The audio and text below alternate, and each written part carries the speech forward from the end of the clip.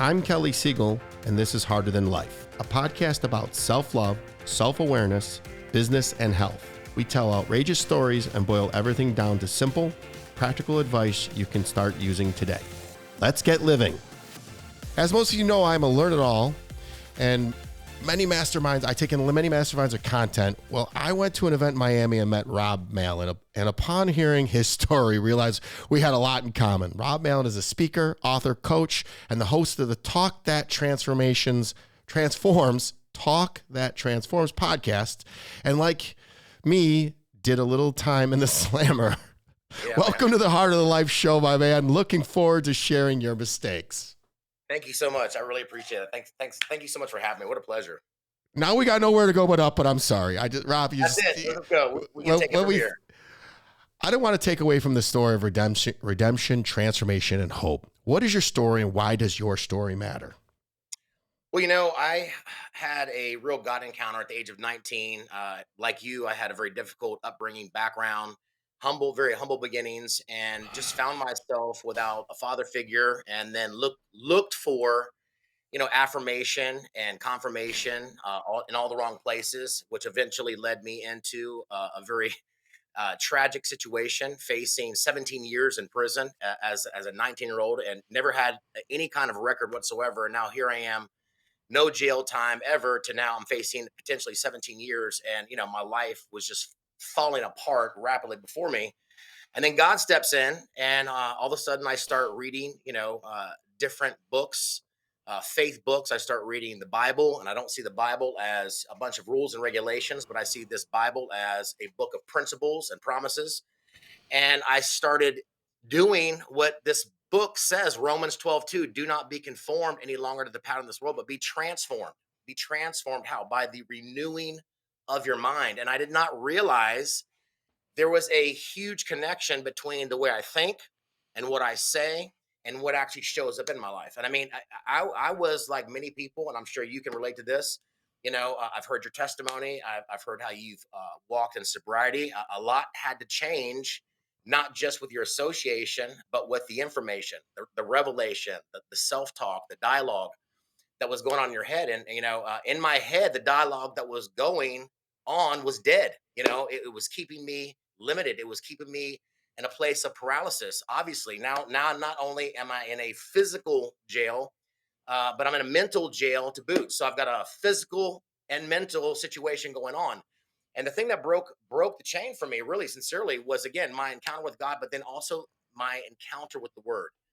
Because words, so often people think of words as communication, but words are also for creation. Words not only communicate, but words create. And so, on my journey as a believer, on my journey as a personal growth student, I'll be a student for personal growth for the rest of my life. I've learned that I am the sum total of my thoughts. I'm the sum total of what I think about on a regular basis. And what I think about the longest becomes the strongest. So if I focus on abundance, prosperity, if I focus on health, wealth, I focus on good relationships, and it's more than just saying affirmations, of course, but I start to draw these things to myself. I begin to align myself with these things. And so there's a huge connection in growing forward and going forward with the way you start with your thoughts. You cannot move beyond the level of your thinking, and you cannot move beyond the level of your speaking. We talk about people communicating to, we want to communicate to others, but how do you communicate to yourself? What are you saying to yourself? What are you saying to yourself before you came on the show today? I know for me, every time I get in the show, I get a little bit nervous, but then I tell myself, I'm going to get on the show and help as many people as I can today. I'm going to get on this show today, and I'm going to let God use me to the best of his ability today. And all of a sudden, something begins to shift. The way I communicate to me brings a shift. So, there's been an altar. I've not manifested completely. I'm not perfect. I've not arrived by any means. I don't want to mislead people. I do still have negative thoughts. I still do have negative things that come out of my mind. But my turning point was not when just God got a hold of my heart, but he got a hold of my mouth, and got a hold of my mind. Wow, that was a lot, and that was awesome. Thank you for starting. So I'm going to go into, you have a book coming out titled Speak Your Way into Greatness, The Life-Changing Power of Positive Self-Talk. That's right. Was that, I was going to say, give the Harder Than Life listener a little preview on where can they order it? And was that the preview, or is there more to it? Give us a sneak Well, peek. I'll give you a sneak peek. There's a connection between the way you think and what you say and what you manifest. In this book, I really start to help people tackle not just what they say, but identifying how they think on a regular basis. Because again, like I said, what you meditate on the longest actually becomes the strongest. So if I'm focused in on and I'm zoned in on abundance, I'm not focused on scarcity. I'm not focused on insecurity. The Bible says faith comes by hearing, hearing by the word. So if you want to put it in practical terms for that anyone can understand, faith comes by communication through words. Watch this: doubt, unbelief, fear, anxiety, insecurity also come through words. So the more I expose myself to faith opportunities, the more I expose myself to growth opportunities, the more I allow my subconscious mind to be trained, not just saying words of affirmation. I'm good. I'm good. I'm blessed. I'm blessed. We can all say that, but actually getting it down deep on the inside of me, because the word actually says this: out of the abundance of the heart, the mouth speaks. So in other words, the storehouse of my words are in my mind, and my words can either get me ahead or my words can leave me behind, right? My words can put me in a bind, or my words can unwind, but I've got to choose the type of words that are coming out of my mouth, right? So Hold you could on, be. hold on. Wait, Go wait, ahead. wait. I got it. That was so. I got to steal that.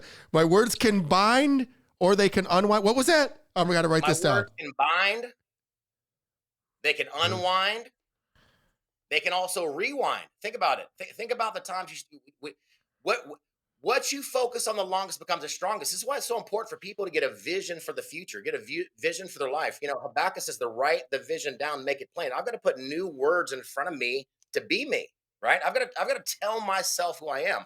I've got to remind myself who I am every single day. There are opportunities coming my way to get me to think less of myself. Deion Sanders, who's also a friend, and we've done some work together, is blowing up right now on the internet, and it's amazing how much he attributes his success to the way he thinks and what he says, not just to himself, but also to his athletes, also the folks that are on his coaching staff. He's speaking words of encouragement. He's speaking words of life. He's telling them where they're going to go before they get there. And see, we've got to tell ourselves, where Rob Mallan, where Kelly Siegel, where are you going before I get there? You didn't just wake up one day and have a successful IT company. I guarantee you wrote the vision down. You had a plan. You started talking about this thing. You started framing this thing, and the original idea, the words that came out of your mouth, the words that came out of your mind began to manifest and look like what you said about your business, said about your brand, said about your book, said about your body. I've listened to you talk about reshaping your body, becoming sober. You didn't just get sober, you started thinking sobriety thoughts. You started speaking sobriety language, right? Which created momentum and manifestation. Wow, I'm ready to. That was so good. My producer yelled in the other room to ask you what that. Wow. Be certain to look at the show notes and follow Rob on all platforms, especially his YouTube channel, where there's lots and lots of content. This is fire, and I love it. One of the things you said, and I forgot to unpack at the very beginning, you said you found yourself in physical and mental jail. I find that many people that not doing the work are in mental jail, and they don't Oh, even know it. So for sure. can you unpack that? Do you talk about it in the book? And I'm sorry, I'll have you back on. Usually I get an advanced copy of the book and I can read it, and I ask all kinds of questions. So It's no but problem. I'll get one. We'll have you back on, and we'll do one Sure. in live. We'll do a live one in Yeah, person. I'd love to. I'd love to. Yeah, and this is something that this has been a hot topic for me. This book. It's not just a book of information. This is actually revelation from my own life. And one of the things I did not realize, and it's unfortunate that I had to go to prison to find this out. I did not realize, once the light bulb came on, once freedom started coming to my mind, I found this tragic revelation that I was more free behind bars mentally after going through this transition, after going through this shift, after coming over from the dark side, I guess you could say, if you want to put it in just practical terms, over into the right side. and getting my thought process aligned, with God's thought process. I didn't realize I was walking through life in a physical and mental prison. I mean, I was free physically, but mentally I was addicted. Mentally, I was insecure. Mentally, I had health issues. Mentally, there was so much going on in my mind, and I did not realize my life outcomes, the things that were happening to me on a daily basis. It wasn't just life happening to me. It's I was happening to life. I was setting the tone, and it goes back to one seed as to another seed. There's a great scripture in the Bible that talks about seed time and harvest. First you sow a seed, then there's the blade, then there's a harvest. The enemy of our soul all knows that all he's got to do is plant negative seeds, because those negative seeds will grow into a harvest. Likewise, God knows if I can get the good seeds into my spirit, right? Good word seeds into my mind, what's going to happen? There's also a positive harvest. And the thing that sucks really for most of us, especially when you're on a personal growth track or you have a growth mindset, is that you've got both working together. You've got some great stuff going on over here. There's health, wealth, abundance, and then you've got some insecurities, some envy, some jealousy, whatever it is that you're dealing with, some addictions maybe behind the scenes, and it's growing together. But the way we outwork a negative mindset is the same way we outwork a bad body. The same way you can't outwork a bad diet, right? That's we all know this. 90% of fitness is going to come through what we put in our mouth. You cannot outrun, watch this, an unrenewed mind.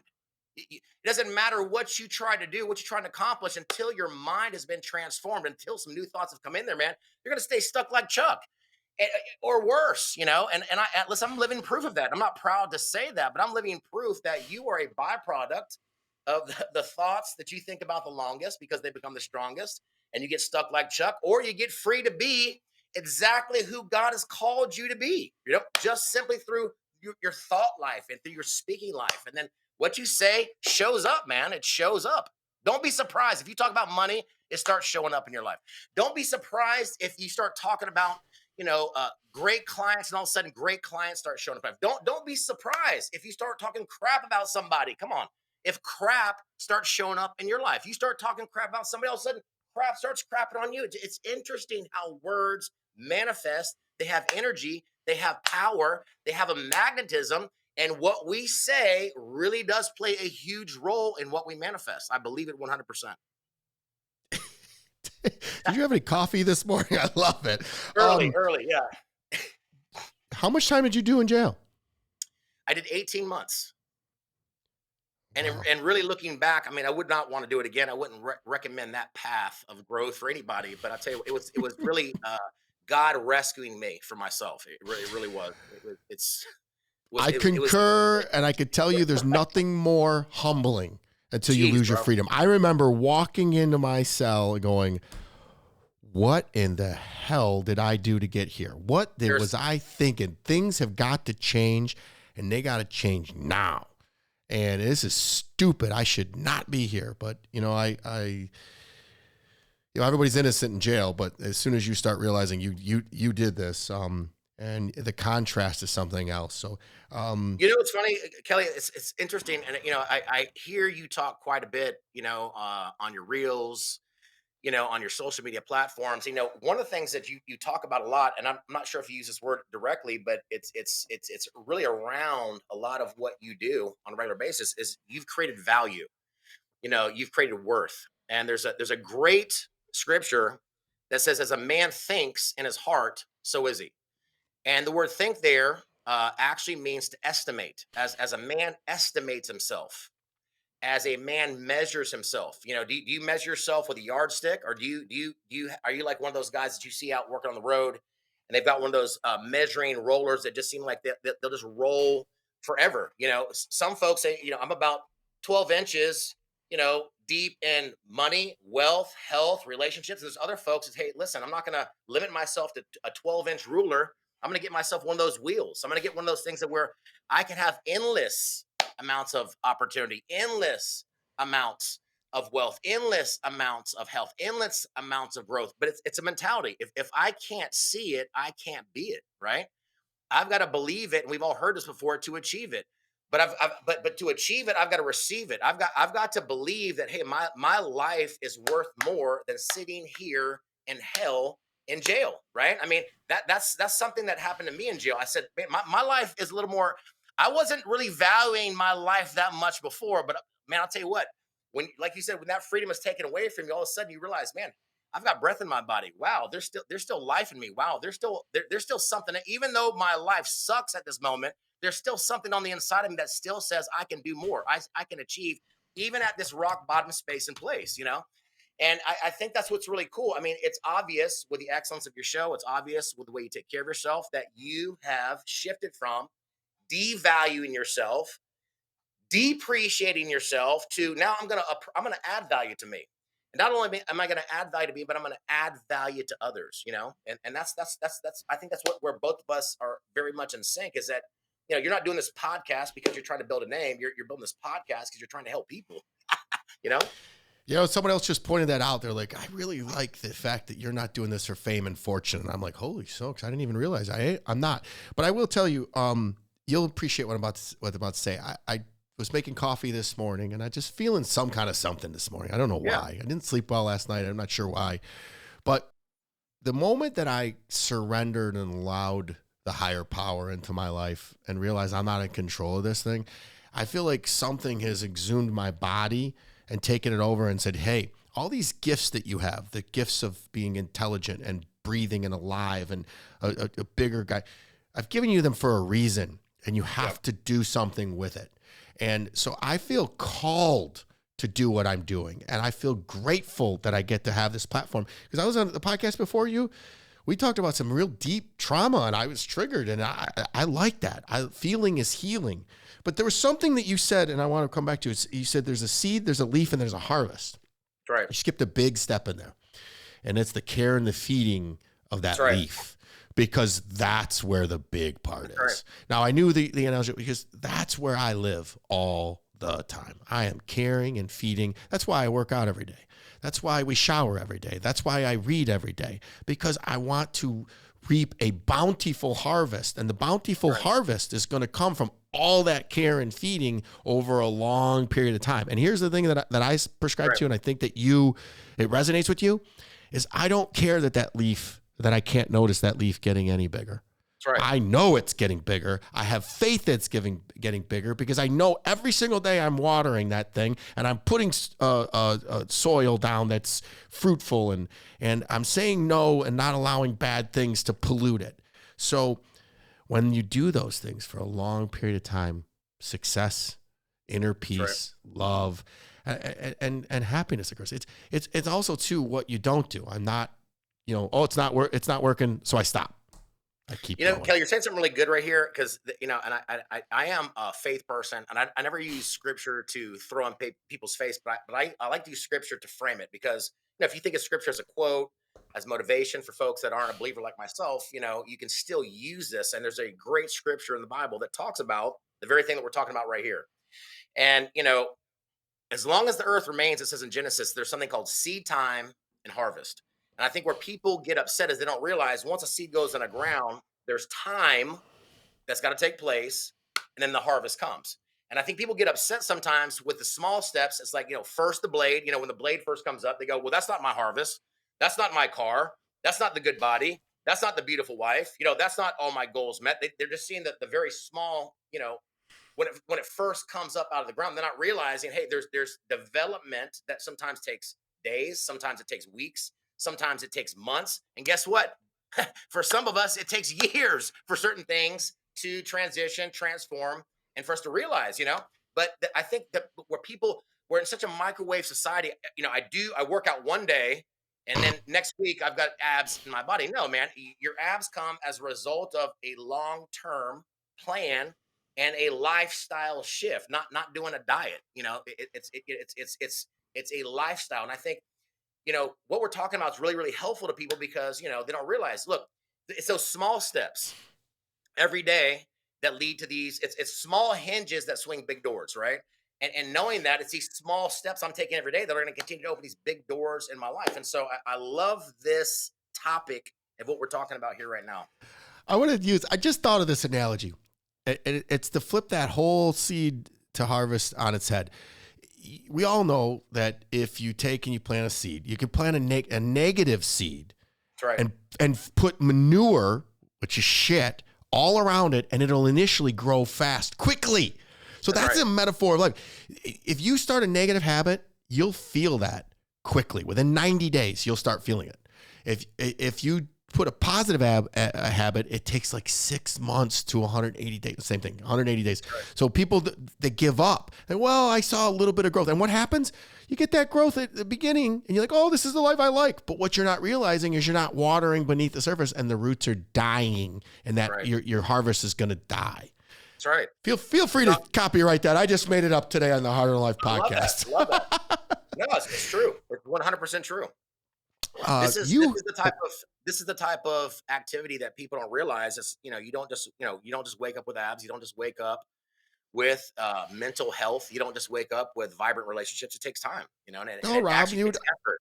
I started the IT company by winning a quiz show, and my abs came in from I just injected with steroids. It's easy. Just look at all my people on Instagram. They'll tell you. Oh. That's right. Forget all the crunches that I do and all the freaking, look at it. I got protein bar here, protein drink here. I got water, I got coffee. It's like, I'm a machine over here. So you have this in-depth 90-day transformation offering on your website. Go to Rob Mallan. It's spelled MALLAN.com.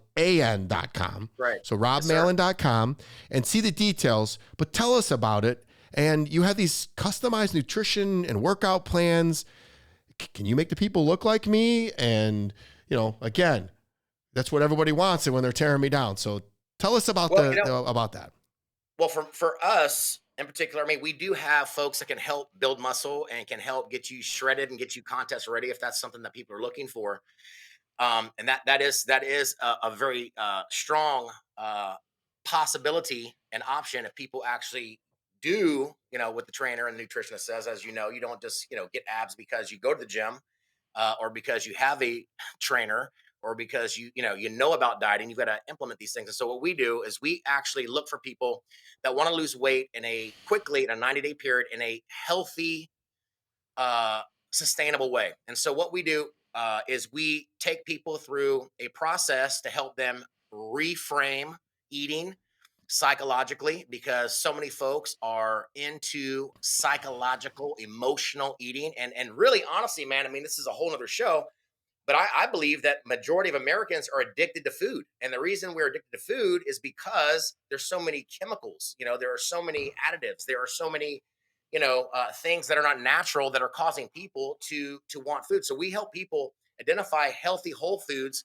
and help them lose quick weight for long periods of time. So, for example, let me just kind of give you an idea. For me, I'm coming out with a book in the near future. It's called Walk,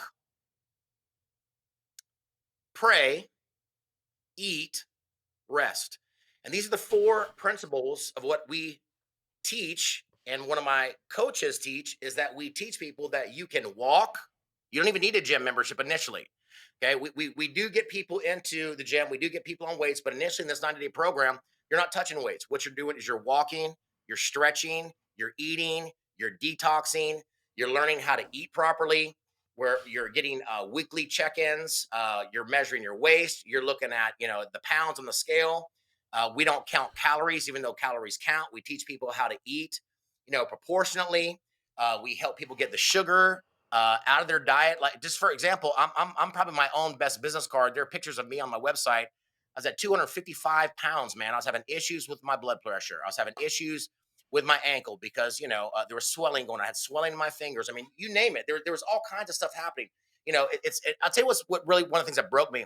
I was at the movie theater one night and I bent over to tie my shoe and I was out of breath. And I said, you know what, Rob, this is some straight up BS right here. How do you bend over to tie your shoe and you're out of breath? How does that even happen? Hey, that happens to me now, man. I'm 90% up. You saw me. I'm so massive up here. I gotta breathe in and suck it. A lot of times, you get this body moving in one direction. It's not easy. But at least you're looking good then. You know what I'm saying? I was looking bad and not breathing well. I gotta tell you, not to interrupt. I can see that you've slimmed up since the last time I saw you. I saw you in May, and you look Yeah. beautiful. You look great. Thank you, man. I have slimmed down, and I continue because it's like you, man. We can't preach this, talk this, teach this unless we're living this, right? And so, Oh, as I'm teaching others, man, I'm actually, I looked at myself and I kind of looked at the scale and I said, brother, you gave yourself a little time here to recover after hand surgery and you put a little size on, but you got to get this weight back off. So that's what we did, and I can't preach health, man, if I'm not living health, right? that's called integrity, bro. Integrity. Yeah. Proud of you. Thank you for sharing. Thanks, sir. So wait, you just said that you have one book coming out, the one we talked about, which was the life-changing power of positive talk, self-talk, and then you have this other one. When is the first book coming out? This one. Okay. So this is a really crazy time for me in a good way. I have actually 3 books that are actually I'm giving birth to triplets as we speak. My book, which is fantastic, this is a dream come true. It actually is very overwhelming and humbling. My first book right now is in front of 21 publishers and producers. It's called The Long March Home. This movie is about my grandfather who escaped 4 prison camps during World War II, was shot by a Nazi officer, then sewed back up. He escaped 4 prison camps and lived to tell the story, reunited with my grandmother. And if they had not, I wouldn't be here to tell the story right now. But an amazing process is taking place right now as far as a movie and a book. And then my personal coaching book right now that I'm releasing will be ready in November, which is, The Speak Your Way to Greatness. And then January, we have the Walk, Pray, Eat, Rest book coming out. So within Wow. the next 90 days, man, there's a lot of activity and a lot of different things popping off for me. So it's pretty exciting time, man. It's like I can't even sleep at night So thinking about all this. so I live when I'm in the winter. I live 2 hours south of you. I'll come up and I'll read all the books and we'll do a quick deep dive on your show. I'd love to. And That'd go be through great. that. Because I love reading and they sound fabulous. Thank you. I got a question for you. So your grandfather was in, you said concentration camp. Are you Polish or Jewish? What are you? Jewish. I'm Jewish. And I was going to ask you, I thought you're Jewish as well, aren't you? Happy New Year. Happy New Year, man. I Definitely. didn't Yeah. know. Yeah, Yeah. good stuff. So, yeah, And for my- those my of people grand- that don't know, it's so fortuitous that you're on because this is the holiest time because this is the week of it's New Year's and then you have days to atone and then there's the Day of Right. Atonement, which is the most holiest day of the year. But by the time this airs, it'll be way past that. But still, Right. Happy New Year. Happy New Year to you. Healthy, happy, and it sounds like you're gonna have an amazing year. So I'm real happy for you. Thank you so much. I appreciate that. We're going to switch this up a little bit and talk Sure. about you personal stuff because I find you fascinating as how you got on the show because you're just remarkable. What's your biggest fear? It's interesting. I am a person, I try not to focus on my fears, but it would be wrong of me to say that doesn't cross my heart, enter my mind. I always try to take thoughts captive, and so when fear enters my heart, I try to take that thought captive and bring it into obedience. Having said that, there are certain thoughts at certain times and certain spaces and places where you have to wrestle certain thoughts. You have to wrestle certain mindsets because, like you said, some things, smells can trigger you. You can smell, like, for example, grass. When I smell Bahia grass being cut, it reminds me of my grandfather immediately. And he's been passed away for years. When I drive past certain bars, in certain neighborhoods, and I smell that smell, it makes my stomach upset. And reminds me, and takes me to certain places. And so, when it comes to the thought life, and when it comes to people, when it comes to interaction, I've had to really move into whatever I'm doing, knowing that God's on my side, that I walk in faith no matter what situation I'm in, because fear always has the opportunity to creep in. It always has like getting on a call like this. I've done calls like this a million times. I've spoken in crowds of 10,000. I've spoken to people in a prison cell of one. And then I'm thinking, why am I getting nervous about this podcast? I've done this so many times before. What am I nervous about? When it comes to dealing with a business dealing, insecurity or fear or anxiety can creep in. It's amazing how fear, which is false evidence appearing real, can creep Hmm. in and shift us out of a place of belief. There's another acronym for fear is face everything and rise. So I can be fearful, or I can face everything and rise. And really, one of the ways that I attack fear is through action. That's one of my main ways of attacking fear is through action. Fear, silence is the sound of defeat. You never hear someone who gets knocked out in the ring saying, "Oh yeah, I got knocked out." It's always the victor. It's always the guy that won the battle that shouts victory. Something I've found that really helps me is that I get emotional when I get fearful. I get passionate when I get fearful. And what I do is I try to muster up faith. Come on now, think about this to overcome that fear. And so fear is going to come. Fear is inundated in our community. Every time you turn on television, what do you see? Fear. Most of what people use to sell insurance, car insurance, health insurance, whatever it might be, it's all fear tactics. And so we don't even realize that there's a spirit of fear, a culture of fear that is antagonizing us and wrestling with us on a regular basis. And so for me, this is why, like you, daily, I'm filtering my thoughts, at nighttime and in the morning. Daily, I'm empowering my thoughts in the morning and the evening, right? I cannot I cannot fight a thought if I don't have ammunition. And there's a lot of people walking around with unrenewed minds, with you know, fear-filled minds, and they don't have any ammunition, right? To do anything about the problem, And so one of the biggest things that we do to tackle fear is we've got to open our minds and we've got to open our mouths. Think about how about for yourself? How many times you sit and spend?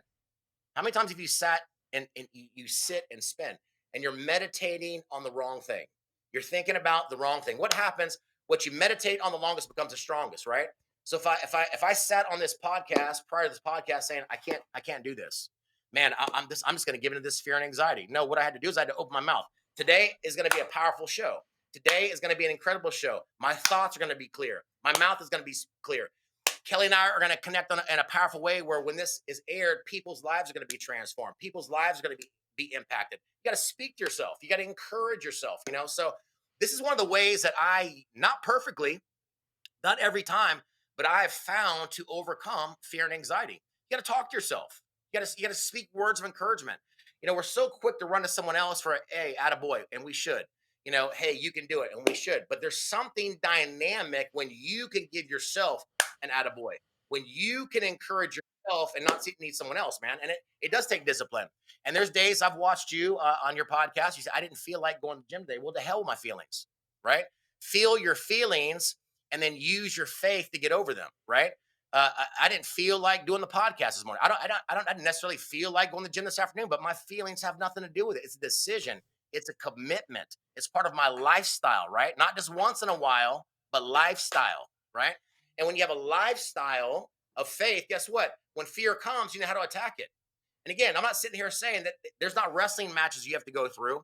I'm not saying there's not some mental calisthenics you go through, but none of us should be capsized or put in a position where we're paralyzed because of a fearful situation. Action is the cure to fear.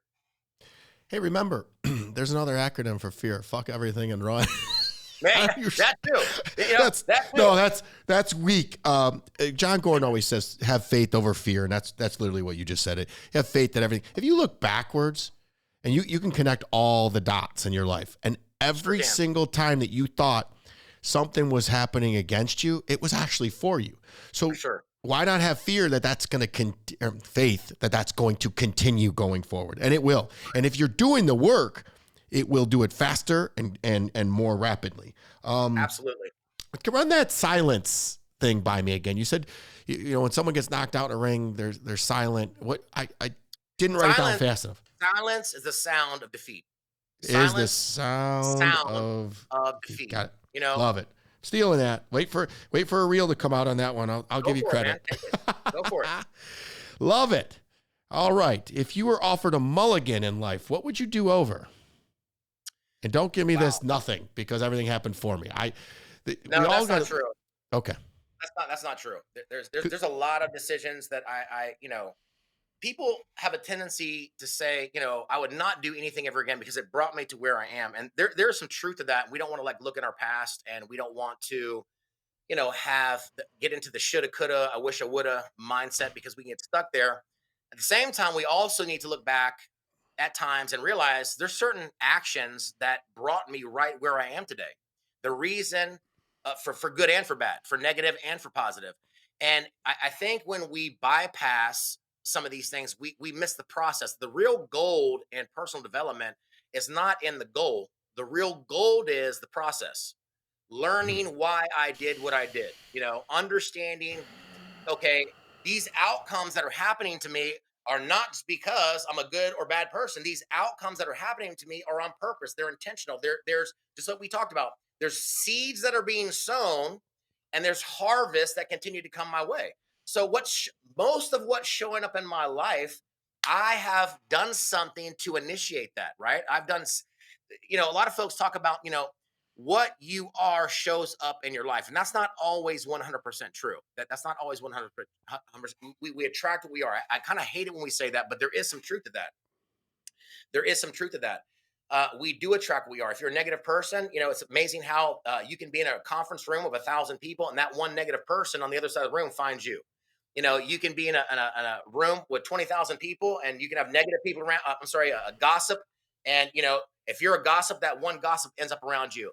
If you're a baller, if you're a go-getter, if you're a goal setter, if you're a personal growth type of person, it's amazing how you attract those kind of people to you. Like become like birds of a feather, like they say, flock together. And so we want to be around people, flocks, tribes, people that keep us moving in a forward direction. So wait a minute. So Yes, sir. I love what I want to say. Did you answer the question? Tell me again. Tell me again. Grant, did he answer the question? Tell me the question. Tell me the question again. I just what would you do if you were offered a mulligan in life? What would you do mulligan, over? I'm sorry. Mulligan. So the mulligan for me, I think the mulligan for me, uh, wow, man, there's so many. I think one of them would have been not engaging in illicit drug activity. I think one of the biggest, no, for real, one of the biggest mistakes I've ever made in my life was engaging in addictive behavior, because that addictive behavior is something I've had to wrestle with my entire life. I'm not Is that even what you kidding, went man. to a jail for? Selling drugs? Oh, not just selling drugs. It's that's a whole other show. That's a What were that's a you whole other What were story. you selling? I was weed, cocaine. There was a So gun that's what charge I went to involved. jail for. That's Oh, where my Jesus. selling career started, selling drugs. So I was Jeez. moving mad amounts of freaking cocaine. Yeah, it's So, just phew. Yeah, that's a ooh. whole different story, whole different life. All right. But So definitely, I get definitely, it. definitely, just because people don't realize addictive behaviors lead to more addictive behaviors. So when I open that door, man, it's been a monster. It's not to say that I'm not living free now, but these there's not a day that goes by at times that I have to readjust my thinking, readjust my thought life. Recenter myself again every day. It's a decision, whether it's So food or whatever. Yeah. I got to tell you, that's so funny that I wouldn't take back my jail sentence. That's where I first leveled up. I said, I will never be back here ever again. And I made major changes. And Yeah. I wouldn't take that back because I did change. And because I would have constantly pushed the envelope for my entire life until God said, boom, enough of this crap, Siegel, you're done. So I wouldn't take that back, but I understand because it was not fun and I hated it at the time. But I'm surprised I didn't ask you this earlier. During the 90-day transformation challenge, is not drinking a part of that? Because I challenge people all the time. Yes. Give me 90 100%. days. Okay, give me 90 days of not drinking. And on Okay, day so 91, hold on, let me finish. If day 91 you don't feel better mentally and physically and look better in your skin, I'll give you your money back. So real. how does that work into there? For us, and the team that I work with and my personal coach JT, we talk about there's, the you can do it your way or there's the drill instructor way. If you can do it, you want to do it your way and implement certain things along the way, you're probably not going to see that. You're going to see some results, but you're not going to see the same results. For us, we know that if you remove alcohol from your system for 90 days, I don't even have to preach this to you. You know this. There's going to be a change in metabolism. A lot of people drink wine before they go to sleep at night. I'm not here to say don't drink or do drink. That's not my job, but I do know it affects your metabolism. I do know it affects your sugar. I do know when you're trying to lose weight, one of the worst things you can do is drink. It interferes with the weight loss process, and so we encourage folks to stay on water, to stay on things that are going to hydrate you, and stay away from the things that are actually going to take away from you, like alcohol. Alcohol dehydrates you, as you know, brings headaches, brings issues, brings troubles to your body. So we are like, don't Inflammation. drink. Inflammation's Inflammation, huge. It took a full crazy. year. It took a full year for my inflammation to go down. I always thought the aches and pains in my elbows and back were from just Working working out, out for 30 years. And then I quit drinking in a year. It took a full year. All of a sudden, gone. it's So, and amazing. then I just recently learned, and I didn't know this, but people that drink over 2 drinks per week have a 70% increase in risk of cancer. I didn't know it caused cancer. Not either. Crazy, crazy. Having said that, I want to talk about your daily routines and habits. What's a day Yes. in the life of Rob Mallan look like? Usually, I get up anywhere between 4:30 and 5 o'clock. One of the first things I do is I grab a bottle of water, chug that, grab some coffee. I usually go out to my front porch or in my dining room area, and I'll read and listen to something empowering for 45 minutes to an hour. Then I go on an early morning walk for an hour. I do a fasted walk with no food in my stomach whatsoever, no sugar, no carbs, no anything, just the water and the coffee that I've had. I walk for a full hour. I take a shower. I then begin to look at my affirmations, and right now I've got 3 affirmations that I'm really focused in on regarding the books and movie projects that I'm on. So I speak affirmations. I also spend time, to the best of my ability, expressing gratitude to God for my life, for the second chance He's given me, for my family. And then I start making phone calls. I start reaching out to people, and my day begins. So between 5 o'clock and about 10 to 12, that's pretty much my time. I try my best not to engage people, do any coaching calls. I can't do this perfectly when I'm traveling. As you know, you can't always keep your schedule perfectly. It happens. You've got to be flexible. Sometimes I've had to work out. Like yesterday, I had to work out at night. I had some stuff that I just could not get around early morning. And I try not to interrupt my morning routine and rituals, because your morning routine and ritual to me is your self care opportunity. It's the time you got to take care of yourself. And if I can't take care of me, how the hell am I going to take care of somebody else? You know what I mean? If I don't bring the best of me, how can I? You know what I'm saying? So it's really critical. So like yesterday, but you got to be flexible too. But I didn't say, hey, I'm not going to work out today. I end up working out at like 8:30, 9 o'clock at night. So again, I try to get my spiritual time in the morning. I try to get my emotional, physical, my affirmations, my reading. I try to cover all my bases before I engage people. That's really my, and I've been doing this for years now. Uh, it's been life changing, life altering. And I know for you, I don't even have to ask you. I know you've got a morning routine. I just watch your videos and see what you're doing. I think we have a similar It's very path. similar. Very Very similar. similar. I throw in a little meditation and a workout, but I get there. How does the day end for you? What's the last thing you do before you go to bed? The last thing that I do, and I've just been doing this in the last couple of years, I really spend time listening to something positive. Like there's affirmations that I'll listen to. Sometimes I'll listen to a positive teaching. Sometimes I'll just listen to the word on audio. But I always listen to something that's got either music and some sort of teaching or encouragement, very light, very low. You'll never see me with the TV on at nighttime, because the TV just keeps me awake. People don't realize, when you've got a bright light shining your room, with you're keeping your subconscious mind awake. You're not getting deep REM sleep. So I try to get the room as dark as possible, and I try to think on positive things. There's a great scripture in the book of Philippians that says, "Think on these things. Think on things that are just. Think on things that are lovely. Think on things that are pure. If there be any good report, think on these kind of things." And so I try to put myself in a good state in the morning to tackle my day. And then I also try to put myself in a good state as I sleep at night, so I rest in peace and sleep. And I also have a great affirmation that I don't have here in front of me, but I also sometimes speak even the affirmations over me, declaring the type of sleep that I'd like to engage in. I tell myself how I'm going to sleep. What's a book recommendation that you have for the people? Like I tell everybody, my favorite book in the world that changed my life was The Four Agreements. So do you have Love a that book. go-to Four book? Agreements is a great book.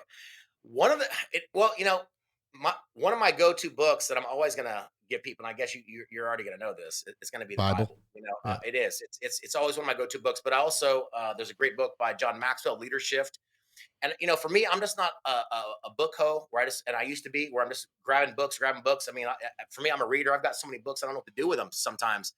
But I realized being a book hoe doesn't always help you go in the direction that God wants you to be, or your divine assignment. And so I'm very, very intentional now about the books that I read. And sometimes I'll read one book 3, 4, 5, 6, 7, 8 times before I move on to another one, because I want the information, revelation, so I can get that manifestation of what's talking about in that book. So that's a biggie for me. But right now, I mean, I'm always going to tell people, go to the Bible, man. Psalms, Proverbs. You can build your brain every single day, man. In that arena. So obviously, being Jewish, you're talking about the Old Testament, not the New Testament. I talk about both. I talk about both because a lot of folks don't realize that Jesus was Jewish, and that really the entire book, including the New Testament, was written by Jewish authors. That's really a stunning thing to a lot of people, but it's the truth. Most people don't know that this Last Supper was a Seder too.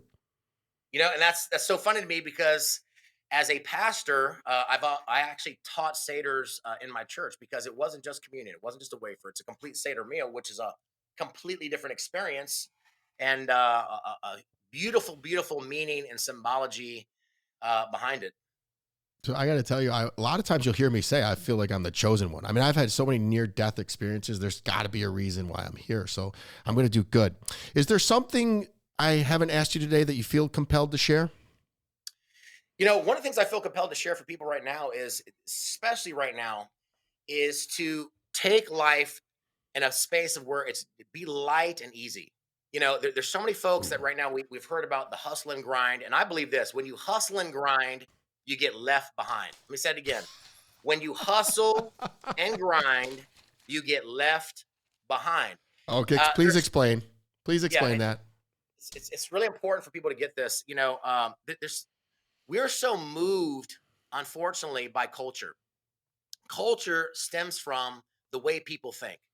The way people think and their attitude actually determines the culture. So you can look at certain economies all over the world, and you can look at the culture of that economy. And the reason that economy is blossoming is because of the mindset of the people.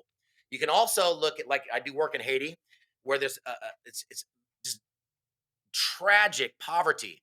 And you look at the mindset of the people, and you see that the culture, or the attitude of the people, becomes the culture of the society. So when you're dealing with people, attitude has a lot to do with culture. It has a lot to do with mindset and what happens with people, right? So I can jump in here because we got to wrap this up. I believe that what happens is you can be busy hustling and grinding, busy doing nothing. And that becomes the addiction. And that becomes where you focus. It's like, I got to do this. I got to do this. I got to do this. And I can't give up, because then I'll be a quitter. But you're not going anywhere. You're rowing one oar in a circle. So I think that's what you meant. It's because you gotta make freaking progress. You do. And that's where people, they think it's just work. For me, I'm a big person on activity. It's not just time that you're putting in, it's activity. What are you doing in that time? What type of activities? Time, activity, and energy go together. It's not just, I'm just working my time. I'm just doing my time. What am I doing in that time? How productive am I being in that time? So you're brilliant, and I love everything about you. We're going to do more when we have more time. Please head over to robmallan.com, because these books are coming out. I'm going to get them all. I'll do a review on them. It's Rob, MALLAN.com. All of his handles are in the show notes. Check out this 90-day transformation, because that is right up the Harder Than Life alley. So I really appreciate you coming on. I got to wrap it up. Please rate and share the podcast. Also, I do my best to respond to the comments on all social platforms. So if you want to hear more of something or less of something, leave a comment. Each and every episode is sponsored by National Technology Management, the easiest and best IT company to do business with, delivering peace of mind with technology every day. Visit trustntm.com for more info. Until next week, be harder than life. Thank you for listening. Please rate and subscribe to Harder Than Life, and let's take this to the next level. Get connected at the links below.